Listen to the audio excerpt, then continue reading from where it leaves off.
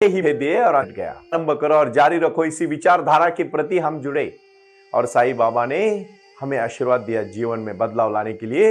साई क्रिया और साई ध्यान की हमें क्रांति दी। भाई और बहनों, मैं विश्वास देना चाहता हूं कि जैसे जैसे आप साई वाणी को प्रारंभ कर रहे हैं और शुरुआत रख रहे हैं, उसको प्रारंभ करो और जारी रख रहे हैं, उसी से अपने जीवन में बदलाव आएगा। साईं बाबा का आशीर्वाद हम सबको जीवन में क्रांति और शक्ति देने वाला विश्वास है और वो विश्वास को पाने के लिए मैं कबीर जी को याद करता हूं, मैं दादू को याद करता हूं, मैं नानक जी को याद करता हूं, मैं यीशु ख्रिस्त को याद करता हूं, मैं भगवान कृष्ण के मीरा और भगवान कृष्ण के राधा को याद करता हूं, मैं भक्ति को याद करता हूं, मैं श्री प्रभु श्री राम की भक्ति करने वाले हनुमान जी को याद करता हूं, मैं साई के बाईजा माँ को याद करता हूं, मैं साईं बाबा की भक्ति के धुन में पूरे विश्व से जुड़ने वाले सभी भक्तों को मैं याद करता हूं, मैं प्रणाम करता हूं। ये प्रणाम मेरा स्वीकार करें और हम चाहेंगे कुछ जीवन में बदलाव लाना है, क्रांति करना है, तो हमें साई वाणी से जुड़ना पड़ेगा और अपने जीवन से क्रांति करने के लिए एक रास्ता, ध्यान का रास्ता चुनना पड़ेगा। ये ध्यान का रास्ता है। जीवन में बदलाव लाने के लिए और क्रांति करने के लिए हमें आत्मानुभव की प्राप्ति करनी जरूरी है और इसलिए परमात्मा का एक वचन मैं आपको कहना चाहता हूं कि ये बाबा का भजन, बाबा की शक्ति, बाबा की वाणी, बाबा की जो हमें आशीर्वाद के साथ जुड़ने की शक्ति, यही हमारे जीवन में बदलाव लाएगी, उसमें कोई दोहरा नहीं है। कोई भी किसी भी समय पे, कोई भी उम्र में जब उसको सच्चे भगवान की आस लगती है और प्यार की आस लगती है ना, प्रेम से सुंदर कुछ भी नहीं है। हमारे जीवन में साईं बाबा के प्रति हमें प्रेम रखना पड़ेगा। बाबा सिर्फ प्रेम, सच्चाई और अपनापन, समर्पण मांगते हैं। वो जो भक्त बाबा के चरणों में लीन होगा, मुझे पूरा विश्वास है उसके लिए बाबा कुछ ना कुछ नहीं बल्कि उसके पूरे जीवन में बदलाव लाएंगे, क्रांति करेंगे बाबा उसके जीवन में। कोई शक नहीं, कोई दोहरा नहीं, सिर्फ विश्वास रखिए। मैं छोटी सी कहानी से शुरुआत करूं। एक बहुत राजा, बहुत महान और बहुत नामचीन राजा था। उसको एक ही लौती बेटी थी, बहुत सुंदर रानी थी वो, बहुत सुंदर बेटी थी उसकी। उनको जब वो शादी के योग्य हो गई तो राजा ने सोचा बेटी की शादी करनी जरूरी है और फिर राजा स्वयंवर को बुला लेता है और कहता है कि मैं ऐसे लड़कों को चुनना चाहता हूं, 3 लड़के, जिसमें से वो पूरे राज्य को संभालने के काबिल हो और उसमें से मैं मेरे एक के साथ मेरी बेटी का ब्याह कर दूंगा। कहानी आप ठीक से सुनिएगा, भक्ति से, शक्ति से, प्रेम से, समर्पण से कही हुई कहानी है। उसे हमें बहुत कुछ लेना है, अपने जीवन में बदलाव लाना है। क्यों कहता हूं मैं ये सब कहानियां? कि उससे हम बोध ले ले। जीवन तो यही है, दैनंदिन जीवन में अपने जीवन कार्य में कार्य करना और प्रारंभ करना और जारी रखना, यही जीवन है। अन्न, वस्त्र, निवारा, रोटी, कपड़ा, मकान, शिक्षा और आरोग्य के प्रति साईं वाणी कटिबद्ध है। मैं खुद डॉक्टर सुनील नाना साहेब कर पे कटिबद्ध हूं। मेरे पूरा परिवार, मेरी शक्ति, मेरा पूरा फैला हुआ विश्व में साई का परिवार इसके साथ डट के खड़ा है और इसलिए इतनी सब शाखाओं की निर्मित हुई है और saiwanitrust.org इस ई-कॉमर्स की भी हमने निर्मित की है। मैं सबको आह्वान करना चाहता हूं, आज मैं सबको एक निवेदन करूंगा नम्रता के साथ, आप जुड़ो। saiwanitrust.org इस कॉमर्स से आपको जुड़ना है। ये ई कॉमर्स आपके प्रोडक्ट के लिए, आपके विजन के लिए नहीं, आपके देश को, आपके शक्ति को, अपने कृति को, अपने कार्य को और अपने जीवन के लक्ष्य को बढ़ाने के लिए है। इसलिए मैं एक बात कहना चाहता हूं, इस बात को आप मद्देनजर रखना और शांति से समझ लेना कि जब तीनों लड़के काबिल होते हैं, बहुत होनहार होते हैं, राजा उनको 1 साल का मौका देता है और 1 साल में लड़की भी देखती है, तीनों भी लड़के बहुत एक से बढ़कर एक काबिल है। हर कोई किसी भी चीज में, संस्कृत पठन में हो, ध्यान धारणा में हो, राज्य चलाने में हो, तीरबाजी चलाने में हो, घोड़े सवारी में हो, हर चीज में परिपूर्ण है। लेकिन चुनना तो एक को ही है। तीनों के बारे में वो लड़की बहुत सोचती है, बहुत सोचती है, बहुत सोचती है, तय कर नहीं पाती है मैं किसके साथ शादी करूं, क्योंकि तीनों भी बहुत काबिल होते हैं। फिर क्या होता है पता है? फिर वो दुखी हो जाती है, बीमार हो जाती है, चिंता करने लगती है, जो हमें नहीं करनी है चिंता जीवन में। बहुत सारे लोगों के पास पैसा होता है लेकिन सुख नहीं होता। बहुत सारे लोगों के पास प्रसिद्धि होती है, पब्लिसिटी होती है। आज भी आप देख रहे हो बड़े बड़े सेलिब्रिटी सुसाइड कर रहे हैं। क्यों कर रहे हैं आप ये सब चीजें? जीवन इतना अनमोल है, आपको पता है? जीवन किसी को आपके जन्म आपके हाथ में नहीं, मृत्यु भी अपने हाथ में नहीं। जो कुछ भगवान ने दिया, अगर दुख भगवान ने दिया तो सुख भी भगवान ने दिया है, और सुख अगर भगवान ने दिया तो दुख भी भगवान का है। हंसी हंसी झेल लेंगे, लेकिन अपने जीवन को इस तरह से खत्म मत करो। आज का संदेश ठीक से सुनो। लड़की बीमार हो जाती है और बीमार होकर लड़की मर जाती है। लड़की मरने के बाद तीनों जो दोस्त होते हैं, दोस्त तो नहीं बट बाद में हो जाते हैं, बट तीनों लड़के बहुत परेशान हो जाते हैं।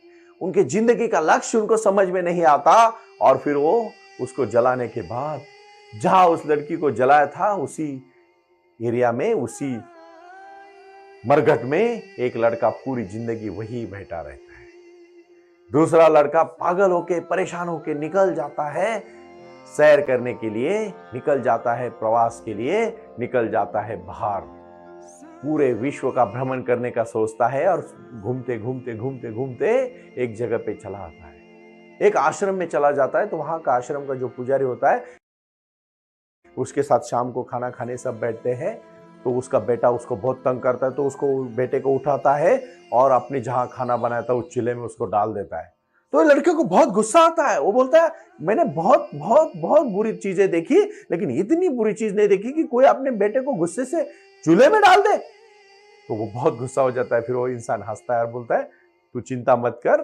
थोड़े टाइम के बाद, खाना खाने के बाद उधर चला जाता है, एक मंत्र बोल लेता है और लड़के को फिर से बाहर निकलता है और लड़का हंसने खेलने लगता है। फिर वही वो मंत्र को समझ लेता है। वहीं से सीधा भागा हुआ जहां अपनी प्रेमिका को जलाया था, जो रानी को, राजा की बेटी को जलाया था, वहां चला जाता है और तुरंत मंत्र बोल लेता है।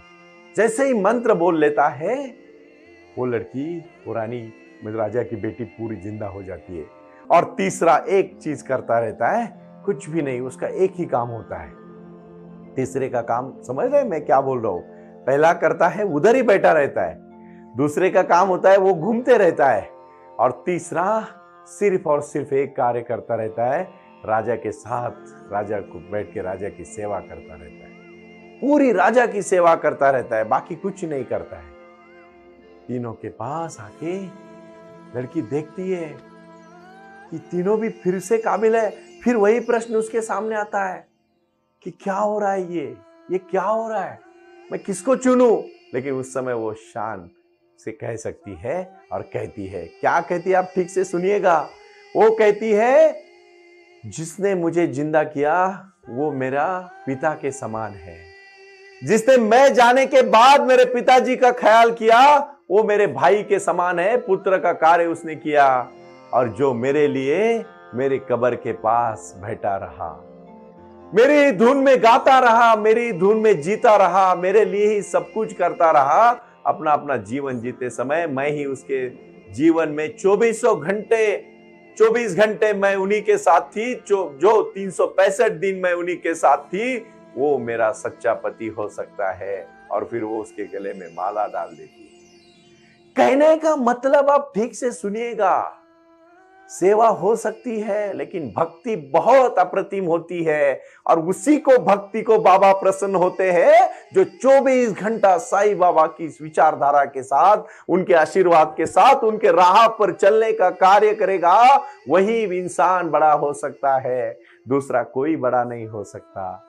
हमें इस कहानी से यह बोध लेना है कि जैसे वो तीन लड़के अपने अपने परिसे जीवन जी रहे थे, लेकिन जो पहला लड़का था वो बाबा के नाम स्मरण में, लड़की के नाम स्मरण में वही था। हमें 24 घंटा साईं बाबा का नाम स्मरण करके अपने जीवन में बाबा ने दी हुई श्रद्धा, सबूरी, सबका मालिक एक, और मैंने खुद ध्यान से जाना हुआ चीज है, प्रारंभ करो, जारी रखो, इसी गुरु मंत्र के साथ हमें चलना पड़ेगा, क्रांति करनी पड़ेगी। और ये क्रांति हमारे जीवन में बदलाव लाने की क्रांति है। आप मेरे साथ साई क्रिया को प्रारंभ करोगे, 20 मिनट पूरे प्राणायाम की साई क्रिया करने के बाद जो शक्ति आपके अंदर जन्म होगी, वो शक्ति एक भक्ति की शक्ति होगी, ध्यान की शक्ति होगी, साई के प्रति प्यार की शक्ति होगी।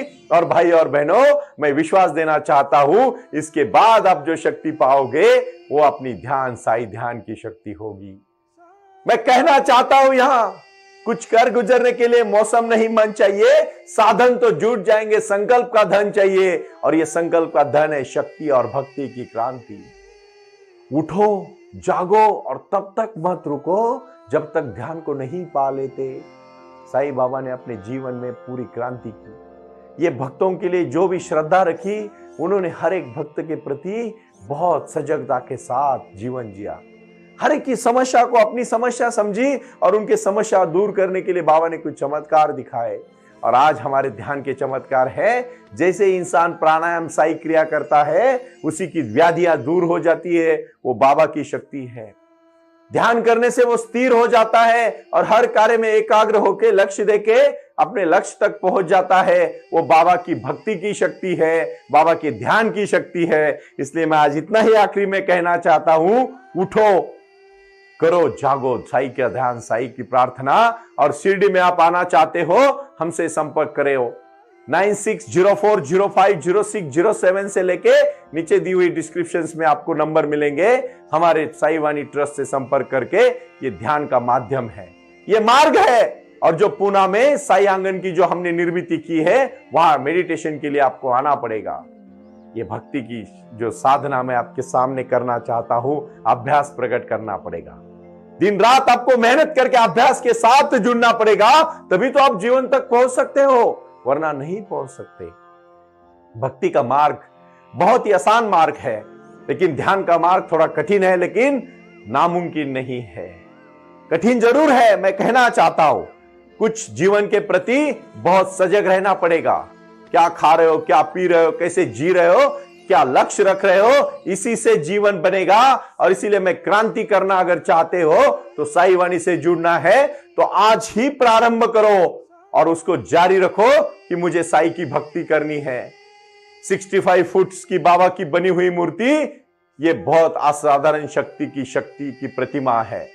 साई बाबा ने हमें शक्ति दी, इसीलिए हम इस कार्य को कर पाए। और इसीलिए मैं फिर से कहना चाहता हूं, उठो, जागो और अपने भक्ति के लिए अपना रास्ता बनाओ। ये भक्ति का जागर करने से पहले जो भजन आज आपने सुना, वो भजन साई बाबा की आरती है, साई बाबा का भजन है। और साई बाबा जब किसी भक्त को अपना आशीर्वाद देते हैं, प्रार्थना और भजन के प्रति उसको प्रसन्नता के साथ जोड़ लेते हैं। और उसके बाद किया हुआ प्रसादम, जो हम अन्न खाते हैं, वो साई बाबा का प्रसाद बोल के आज से खाना शुरू करो। और मैं पूरे सबको विनती करता हूं, आपके आप शाकाहार के प्रति मुड़ो। मांसाहार कोई अच्छा आहार नहीं है। अब में जीवन में सिर्फ और सिर्फ शाकाहार करना चाहिए। बिल्कुल, मैं इसलिए कहना चाहता हूं क्योंकि हमारा शरीर उस तरह से बना हुआ है। इसीलिए मैं विनती करना चाहता हूं कि आज अपने जीवन की पंचसूत्री बनाने से पहले अपने जीवन में साई क्रिया, साई ध्यान के प्रति जुड़ो। मैं नहीं कहता किसी चीज में जबरदस्ती, लेकिन जो भी कहता उसको सोचो, जीवन में जिसको हो सके आत्मसात करो। मैं आखिरी में इतना कहना चाहूंगा, एक ही चीज हमेशा हमारे साथ रहेगी और वो है अपना प्यार, प्रेम। और प्रेम ही मरने के बाद रहता है और उसी को ही हम जीवन कहते हैं। इसीलिए भक्त और गुरु के शिष्य के प्रति जो प्यार होता है, वो अपने भगवान के लिए होना चाहिए। मेरे विचार साईं बाबा के प्रति समर्पित है और शिरडी के साईं बाबा ने जो हमें आशीर्वाद दिया है, उसे हमारे जीवन की राह हमें तय करनी है और हमें वहां तक चलना है जहां तक हमारा लक्ष्य तय है। और हमारा लक्ष्य है परिपूर्ण जीवन और प्यार भरा जीवन। इसीलिए मैं आखिरी में एक ही बात कहूंगा, उठो, जागो और तब तक मत रुको जब तक आप अपने जीवन के लक्ष्य को न पालोगे। साई भक्ति में लीन हो जाओ, साईं बाबा आपको आशीर्वाद देंगे। प्रणाम। ओम साई राम। प्रारंभ करो, जारी रखो। इसी विचारधारा से साई वाणी का प्रारंभ हुआ। शिरडी के साई बाबा का आशीर्वाद पाके खुद अपने जीवन में एडवोकेट डॉक्टर सुनील नाना साहेब करपे जी ने साई वाणी के इस कार्यक्रम को प्रारंभ करते हुए 21वीं सदी को सही में साई बाबा के आशीर्वाद से लोगों के जीवन में बदलाव एवं खुशियां लाने के लिए साई वाणी का प्रारंभ किया। लगातार लोग साई वाणी को सुनते आ रहे हैं। साई कृपा जो साई ध्यान से जुड़ी हुई है, क्योंकि मेडिटेशन ही एक ऐसी शक्ति है जो जीवन में क्रांति ला सकती है, बदलाव ला सकती है और खुशियां दे सकती है। लेकिन उसके लिए प्राणायाम बहुत महत्वपूर्ण है और अपने संकल्प के प्रति अडिग रहकर उन्होंने प्राणायाम की श्रृंखला को अपनी शक्ति से जोड़ा और उसको साई क्रिया के माध्यम से साई ध्यान के प्रति वो लगातार लेके चले गए। इन सब क्षेत्रों के लिए एक ऐसा परिक्षेत्र होना चाहिए जहां लोग आएं और रुके। शिरडी में साईं बाबा के समाधि के आशीर्वाद के बाद उनको ज्ञान और ध्यान दोनों की शक्ति देने का प्रयास किया जा रहा है। इसीलिए साईं बाबा की 65 फुट हिंदुस्तान की सबसे बड़ी प्रतिमा बनाकर वहां बाबा का मेडिटेशन सेंटर खोला गया है। साईं आंगन, इस नाम से यह जाना जाता है। देऊळगाव गाड़ा, तालुका दौंड, जिला पुणे, यहाँ साईं आंगन की और बारामती क्षेत्र में साईं आंगन में इसी क्षेत्र की निर्मित करते हुए उन्होंने यहाँ निजी व्यवस्था के साथ बच्चों के लिए गुरुकुल सिस्टम का इंग्लिश माध्यम का स्कूल, जहाँ बच्चे पढ़े और जहाँ बच्चे गुरुकुल में रहकर गुरुकुल के माध्यम से गुरुर ब्रह्मा गुरुर विष्णु गुरुर देवो महेश्वरा गुरु साक्षात परब्रह्म तस्मै श्री गुरुवे नमः इसका ज्ञान ले पाएं। इसी के लिए इसे पूरी तरह से सीबीएसई एवं गुरुकुल के माध्यम से बच्चों को एक सुजान एवं भारत का एक ज्ञानी और अच्छा नागरिक बनाने के लिए वे ये कर रहे हैं। उसी के साथ हेल्थ इज वेल्थ कहते हैं कि शरीर ही सबसे महत्वपूर्ण संपदा है और उस संपदा को आयुर्वेदा के माध्यम से लोगों को जोड़ना चाहिए। इसीलिए उन्होंने यहाँ साईं वाणी आयुर्वेदा हॉस्पिटल की भी निर्मित की है और उस कार्य के लिए वो पूरी तरह जुड़ चुके हैं। पूरे विश्व से लोग साई क्रिया और साई ध्यान के माध्यम से जुड़ रहे हैं और इसीलिए उन्होंने साई वाणी trust.org इस ई कॉमर्स की भी स्थापना की है। इस ई कॉमर्स के माध्यम से हजारों करोड़ों भाई बहन को उन्होंने व्यापार करने के लिए प्लेटफॉर्म दिया। उनकी कला, उनकी क्षमता, उनका ज्ञान लोगों तक पहुंचाने के लिए साईं वाणी trust.org बहुत बड़े लेवल पर महत्वपूर्ण प्रयास कर रहा है। इसीलिए यहाँ आए, ये बाबा की नगरी है। यहाँ बाबा का विज्ञान, बाबा का आशीर्वाद एडवोकेट डॉक्टर सुनील नाना साहब करपे जी के साथ लोगों तक पहुंच रहा है। हमसे जुड़े रहने के लिए आज ही साईं वाणी के ऑफिशियल यूट्यूब चैनल को सब्सक्राइब करें या अधिक जानकारी के लिए संपर्क करें 9604050607। ओम साई राम। प्रारंभ करो, जारी रखो।